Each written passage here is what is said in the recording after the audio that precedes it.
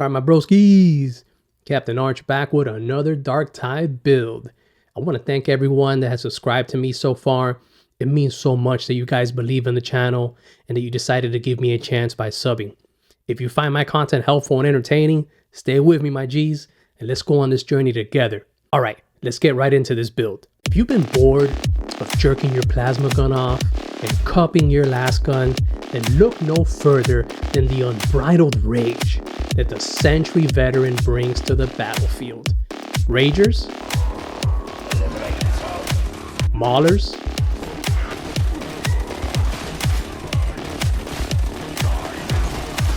Reapers,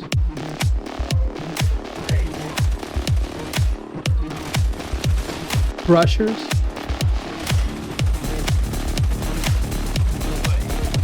everybody can get it. Sir, I'm arrested.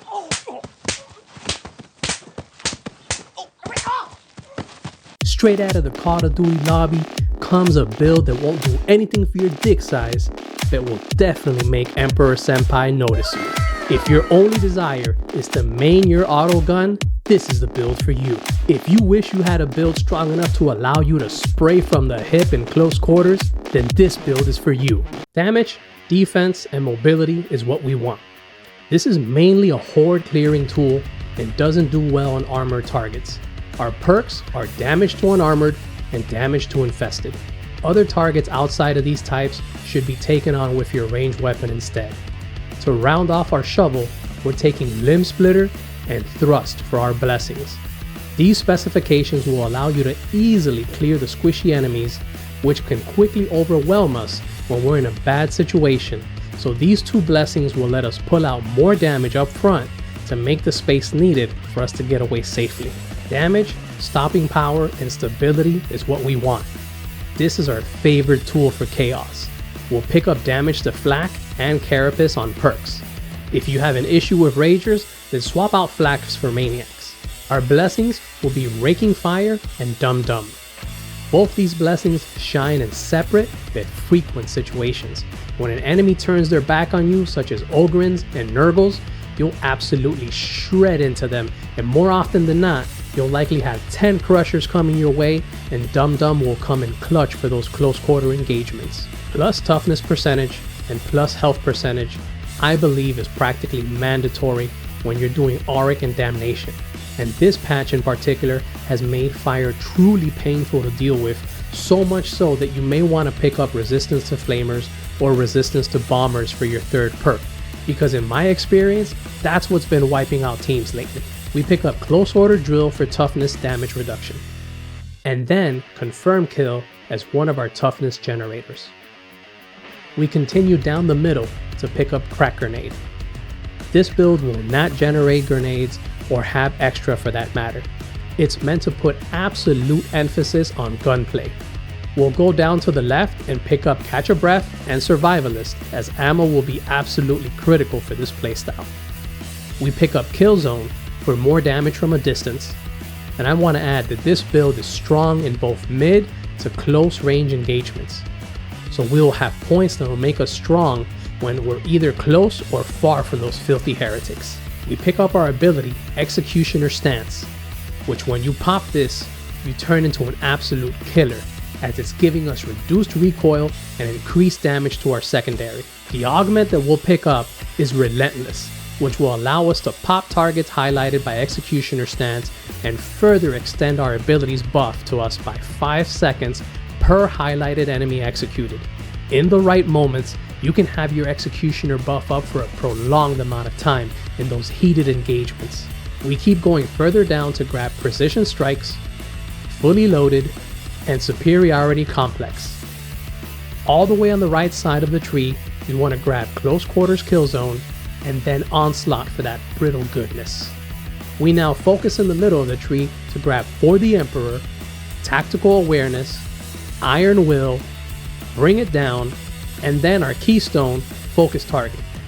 Additionally, we'll grab the 2 augments for it, Redirect Fire and Target Down.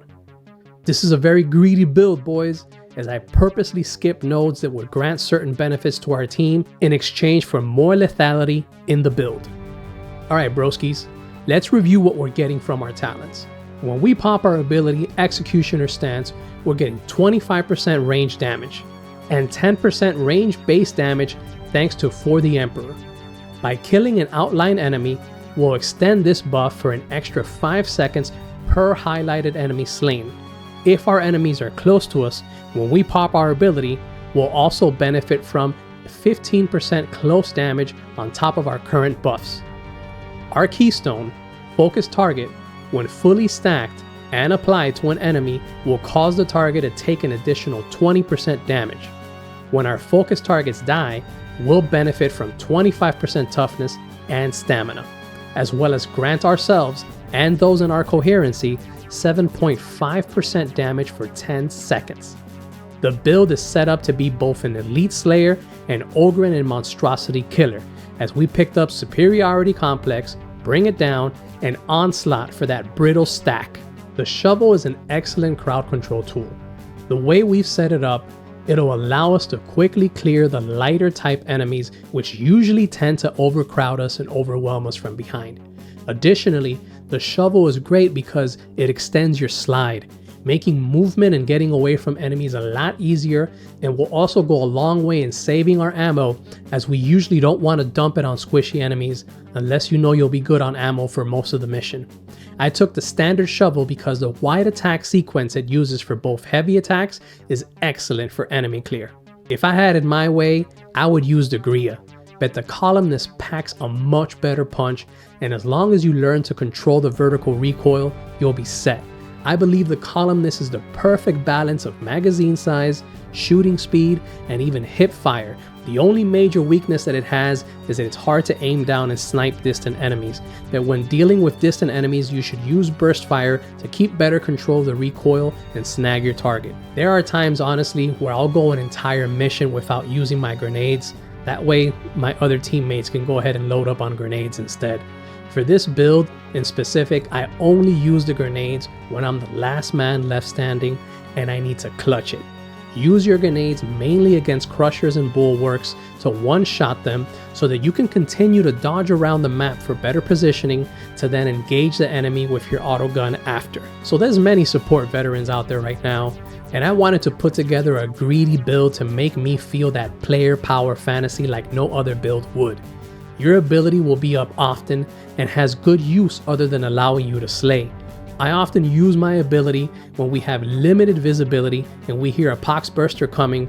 It's so awesome the way it highlights targets for you, and more often than not, it'll allow you to see what enemies may be right behind the walls or doors coming your way. My boys, if you made it this far to the video, thank you so much.